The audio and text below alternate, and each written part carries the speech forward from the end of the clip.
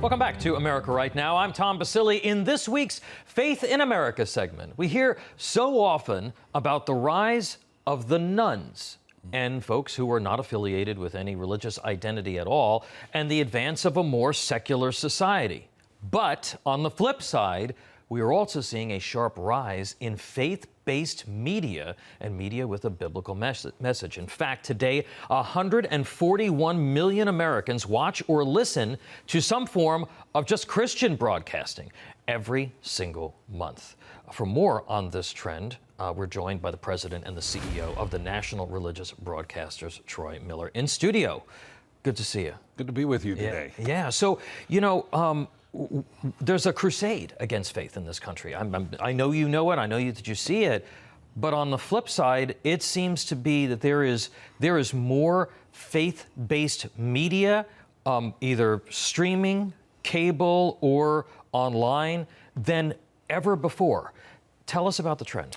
Yeah, I do. I think people are, it's easier, first of all, to get into faith-based media today. That's one trend that's really going, and people are excited about their faith. Look, as the world gets darker, people are looking for hope. They're looking for light. They're looking for light. They're looking for hope. They're looking for meaning. They're finding out that a lot of the things that they've been fed through the secular media, things that they learned in college, you get out in the real world, and it provides nothing for them but despair. So we're seeing a lot of we're seeing a lot of young people being bold to go out and proclaim their faith. So we're seeing a lot more on TikTok and Instagram and those avenues as well. Yeah, no, it really is amazing. I mean, there are a bunch of different channels out there, and then of course there are other digital offerings. One of the people that I follow is Bishop Robert Barron, who's reaching millions of people every single week, really, with his message.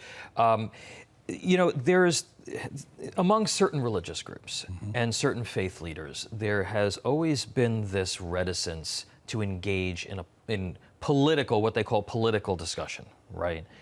Do you feel that that's changing, where religious broadcasters, people who are out there on these platforms, really because of the attacks on freedom of religion that we have seen in our country and around the world, that is changing, where people feel like it's our responsibility to really engage in a discussion, a substantive discussion about protecting faith? Yeah, starting back in 2008, the left went on a real hard campaign to try to shame Christians and to shame people from being involved in politics. They tried to look at, if you're a Christian and you're involved in politics, that's a negative thing.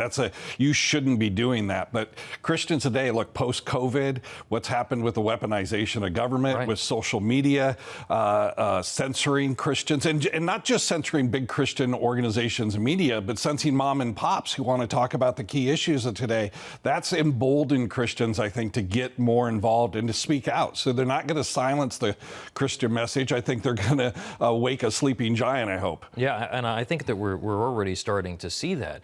More traditional Catholics, people kind of going back to, like a not watered down version of Judeo-Christian values and biblical values. I think we're also seeing it with many Jews since October 7th of last year, and the attacks on the Jewish people and the Jewish faith here in the United States. Where can people learn more about your organization and what you do? Yeah, so you can go to nrb.org, and on there you'll see all of the issues that we're addressing, the things we're covering in legislation, the issues we're covering in social media, and so nrb.org. Terrific. Troy Miller, the president and CEO of the National Religious Broadcasters. Thank you for being with us and being in studio. Thanks for having me today. Pleasure to have you.